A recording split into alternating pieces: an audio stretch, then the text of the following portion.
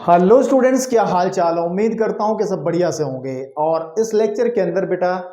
अब हम बात करेंगे विविध प्रश्नावली के बाकी बचे हुए क्वेश्चंस की। बाकी का मतलब इससे पहले वाले लेक्चर के अंदर मैंने आपको इस विविध प्रश्नावली चैप्टर नंबर 8 क्लास 11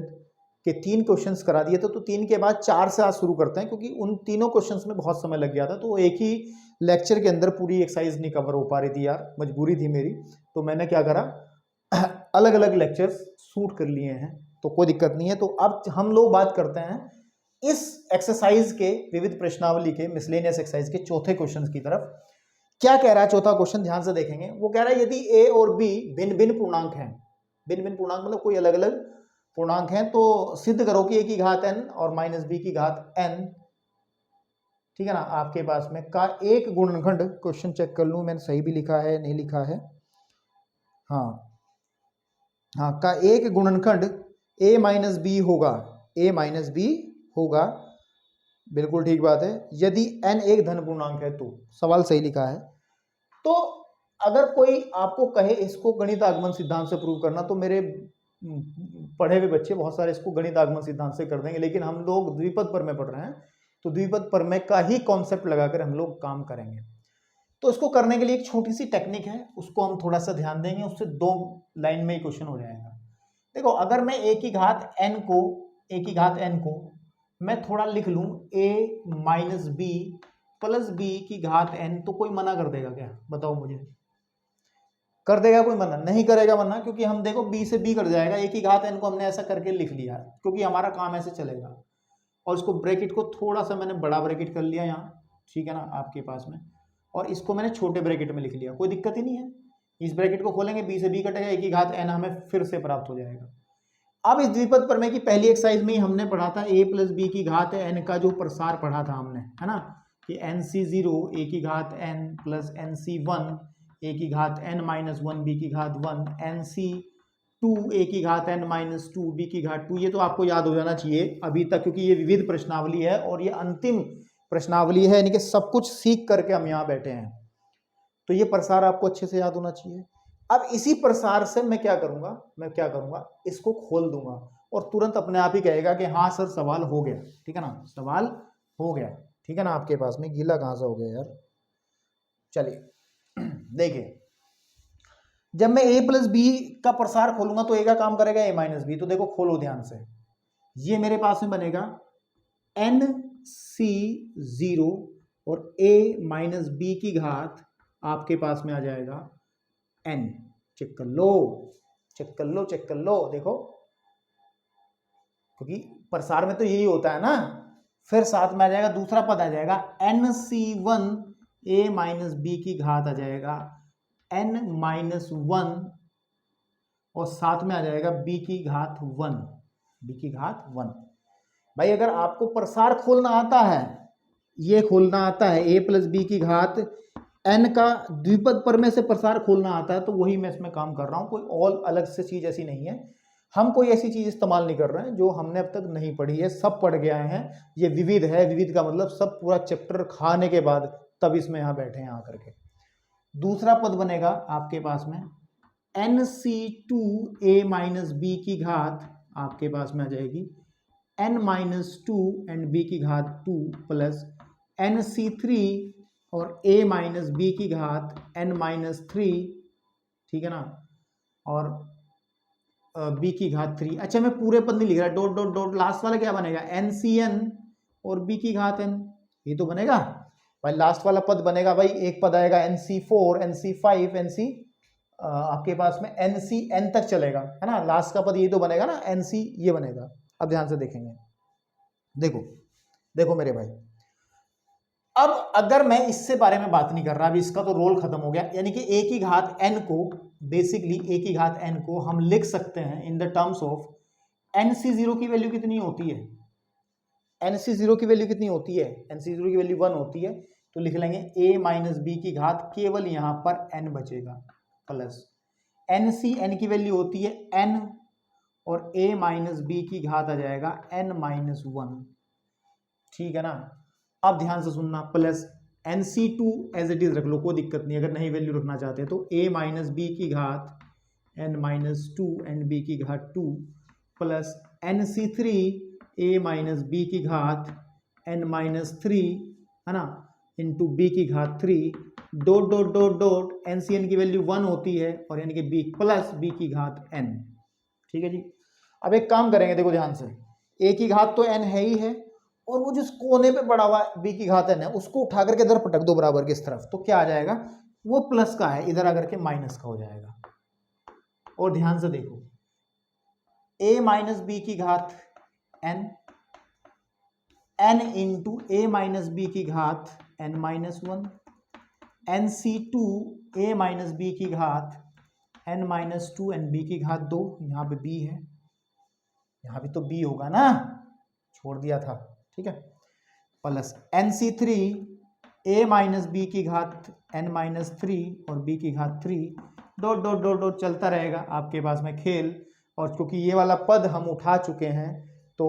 इसको लिखने की कोई ज़रूरत नहीं है। अब मेरे भाई ध्यान से सुनना, बस यही कलाकारी है, हो गया काम। a की घात n माइनस बी की घात n इज इक्वल टू, देखो इसमें सब में a minus B a minus B a minus B a minus B और सब आगे भी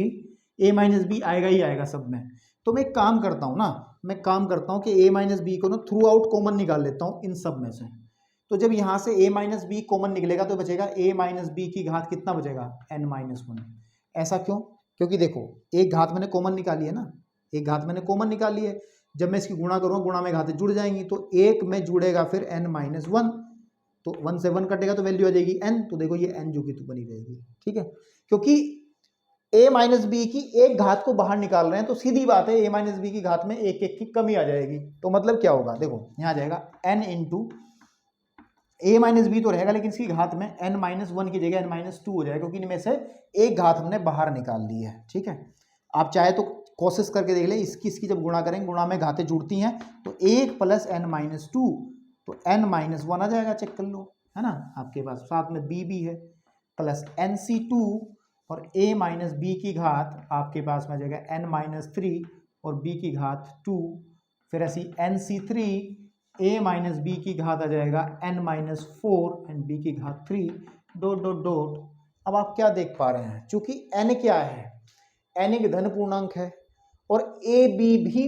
पूर्णांक है, उसने खुद ही कहा है, चूंकि आप देख पा रहे हैं, चूंकि यहां लिख सकते हैं, चूंकि a b और n जो है वो क्या है, वो पूर्णांक है, क्या है, पूर्णांक है, धन पूर्णांक है, या ऐसे कहें a और b तो है पूर्णांक, केवल क्या है, पूर्णांक, और n जो है आपके पास में, n कोई भी नेचुरल नंबर है, प्राकृतिक संख्या है, धन पूर्णांक है, बात एक ही है। तो इसका मतलब क्या हुआ कि a की घात n, तब हम ये कह सकते हैं a की घात n माइनस b की घात n बराबर a माइनस b, इसे सॉल्व करके कोई पूर्णांक मिलेगा इनटू कोई भी पूर्णांक। ठीक है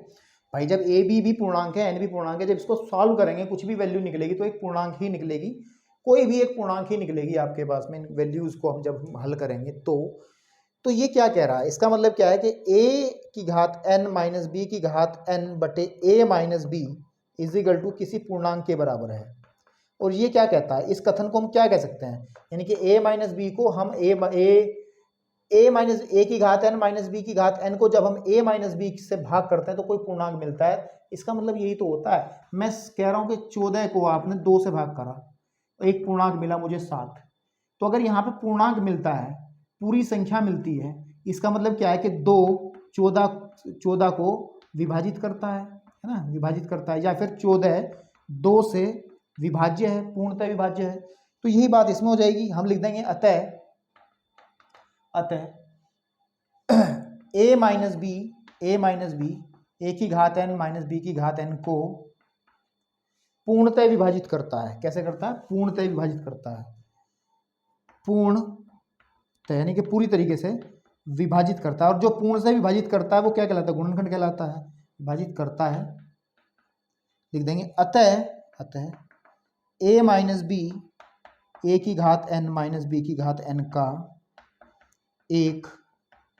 गुणनखंड है। ठीक है, तो बस इतना ही करना था। चलिए अब बढ़ते हैं क्वेश्चन नंबर आपके 5 की तरफ, ताकि इस एक्सरसाइज को समाप्ति की तरफ लेके जा सके। चलिए क्वेश्चन नंबर 5 को लिखते लिखते मेरे दिमाग में यार बात आ गई कि ये क्वेश्चन हम कर चुके हैं, ऑलरेडी कर चुके हैं, पहले ही कर चुके हैं। आप अगर ध्यान दो तो जो आपने प्रश्नावली करी थी 8.1 में एक आपका क्वेश्चन था, कौन सा भैया, क्वेश्चन नंबर ये 11, क्वेश्चन नंबर आपके पास में जो था 11, वो सेम है। ऐसे ही आपको करना है, तो मैं क्यों डबल मेहनत करूं, ये काम आप अपने आप कर सकते हैं। क्वेश्चन नंबर 5 को मुझे कराने की कोई आवश्यकता नहीं है, आप लोग अपने आप से ही कर सकते हो। चलो बढ़ते हैं 6 की तरफ। चलिए क्वेश्चन नंबर 6 भी वैसे आप क्वेश्चन नंबर 5 के तरीके से ही कर सकते थे, लेकिन अब यार इतने क्वेश्चन छोड़ना भी सही नहीं है, आप लोग फिर कहेंगे कि यार पूरी लापरवाही शुरू कर दी। चलिए मैं करा देता हूँ उस क्वेश्चन को। देखो सुनो मेरी बात, आप लोगों ने एक प्रसार पढ़ा था a माइनस बी, मैं बताता हूँ, यहीं से शुरू करते हैं क्वेश्चन को हल करते हुए। ठीक है, देखो ध्यान से। आपको पता है a minus A plus B के घात अगर मैं 4 का प्रसार खोलूं, देखो सुनो एक काम कर लो इसमें, क्योंकि ए प्रश्न में पहले ही आ गया, तो a प्लस बी ना लेकर के आप इसमें ले लो x प्लस वाई, है ना। x प्लस वाई की घात 4 को अगर हम खोलेंगे द्विपद पर में से, तो आ जाएगा nc 4c0 x की घात 4, ठीक है, प्लस 4c1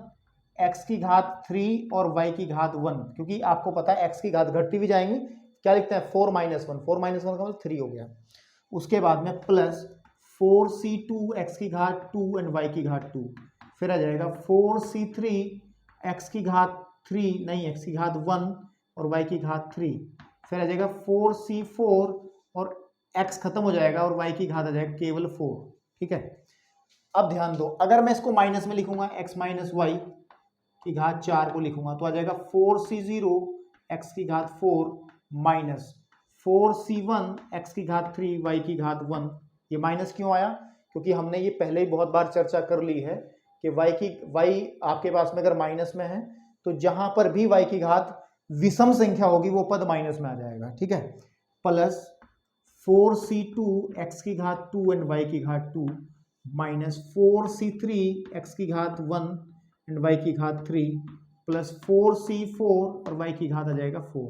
एक काम कर लो, देखो क्वेश्चन के अंदर दोनों चीजें सेम है, अगर इसको मैं x कह लूं, इसको मैं y कह लूं, इसको मैं x कह लूं, इसको मैं y कह लूं, तो x प्लस वाई की घात 4 प्लस x माइनस वाई की घात 4 का फॉर्मूला बनाना है, तो इसका मतलब इसको जोड़ दो, आप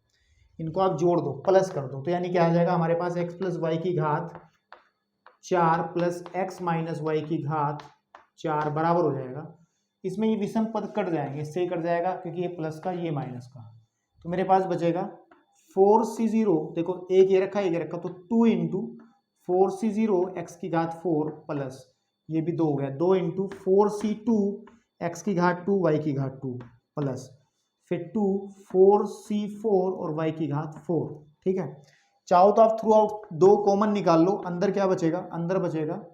4c0 x की घात 4 प्लस आपके पास में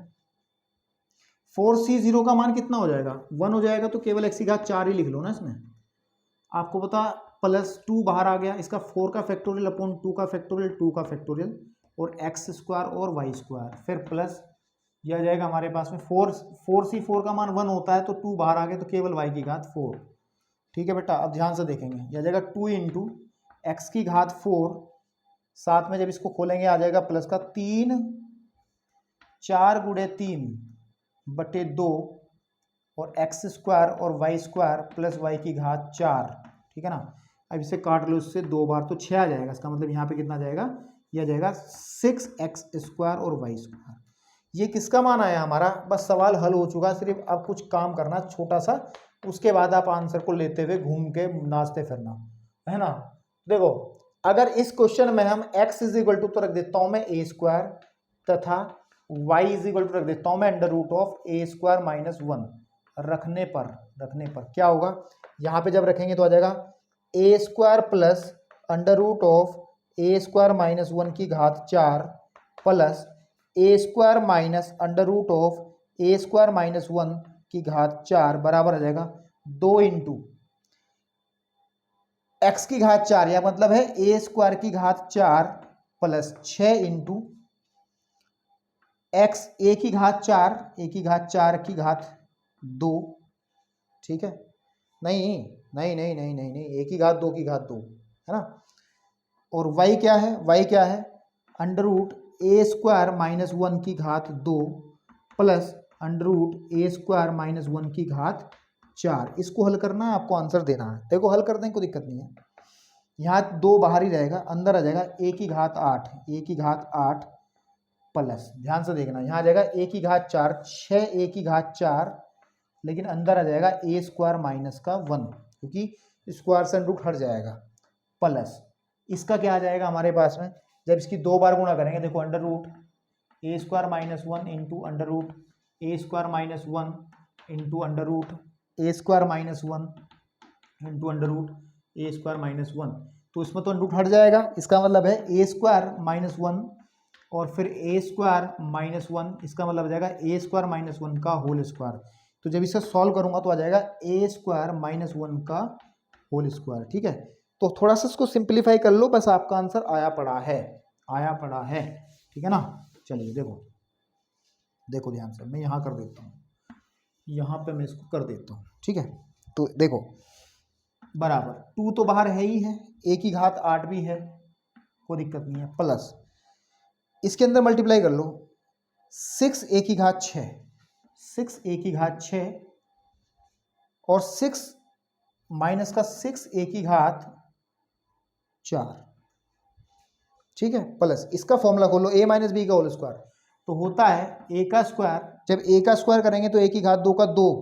तो a की घात 4 माइनस प्लस b का स्क्वायर माइनस 2ab, 2a की घात 2, तो ये हो गया। सॉल्व कर लो, 2 इंटू ये आ जाएगा, ध्यान से देखोगे आप इसमें, ये आ जाएगा a की घात 8 और a की घात 6 भी कहीं बन रहा था क्या, a की घात 6 भी तो बन रहा था कहीं,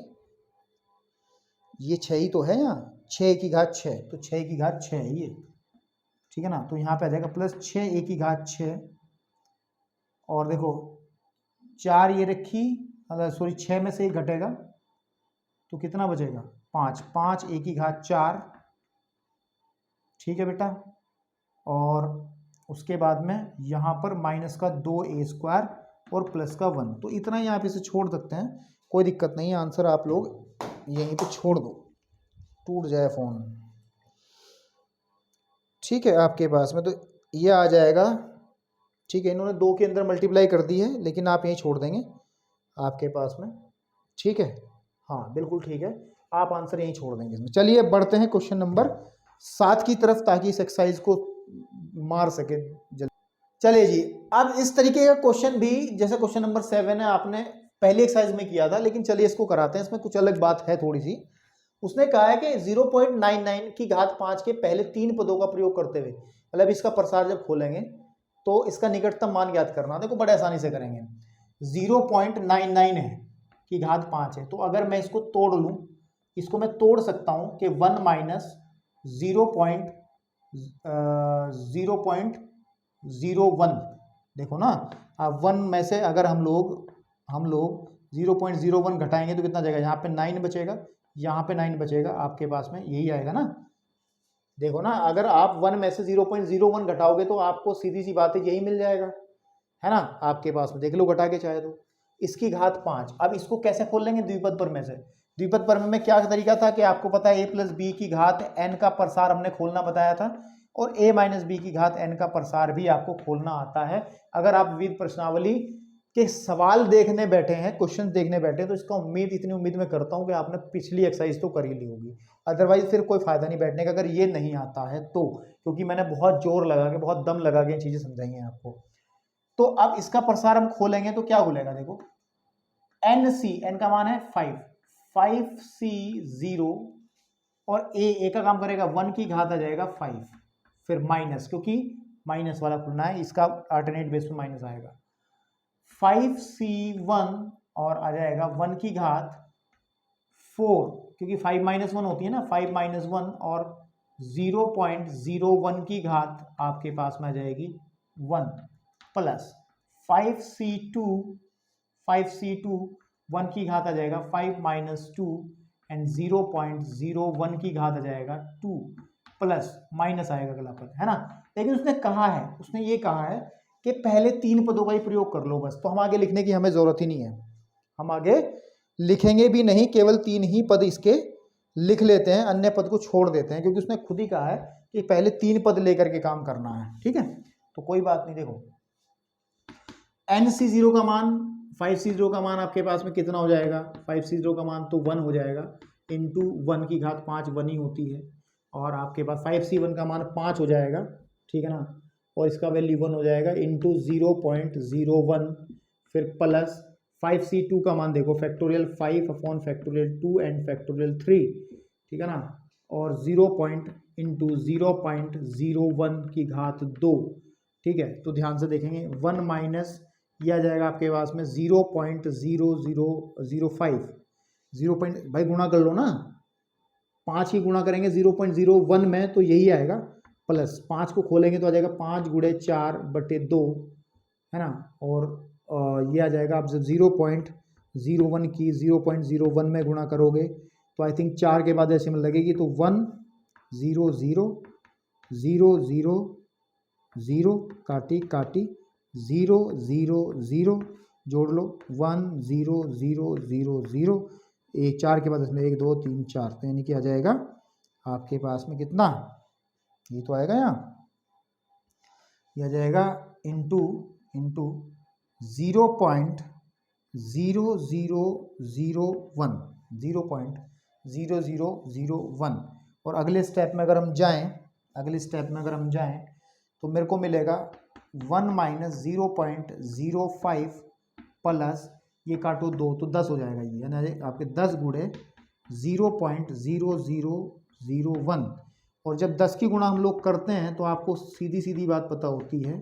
क्या पता होती है कि डेसिमल एक स्थान उधर खिसक जाएगी, यानी कि दशमलव हमारे पास में एक स्थान उधर, यानी कि 0.001 ये रह जाएगा। तो पहले क्या कर लो, इनको जोड़ लो, फिर माइनस वाला घटा लेंगे, तो 1 में हम लोग जोड़ लेते हैं किसको, 1.0 को, ये जोड़ लेते हैं कि 0.001 है ना आपके पास में, इसको जोड़ लेते हैं तो 1 0 0 और फिर 1 हो जाएगा, इसका मतलब 1.001, और इसमें से हम घटा देंगे 0.05, तो उसमें से घटा देंगे 0.050, तो 150, एंड उसके बाद में यहाँ पे आपका 9 आ जाएगा, यहाँ पे आपका 9 आ जाएगा, बेसिक सी बात ये है, और यहाँ पे आपका 0 रहेगा, क्योंकि 1 तो ये था, 10 में से 5 घटाएंगे तो 5 बचेगा, यहाँ 9 में से 0 घटाए 9 आ जाएगा, ठीक है, तो आ जाएगा 0.951 जो है इसका आंसर बन जाएगा अप्रोक्सीमेशन में, है ना, 0.951, बिल्कुल सही बात है, ठीक है ना। तो चलिए बढ़ते हैं क्वेश्चन नंबर 8 की तरफ, ताकि इस एक्सरसाइज को यार मैं बहुत दिनों से परेशान हूँ, फटाफट ख़त्म कर पाऊँ।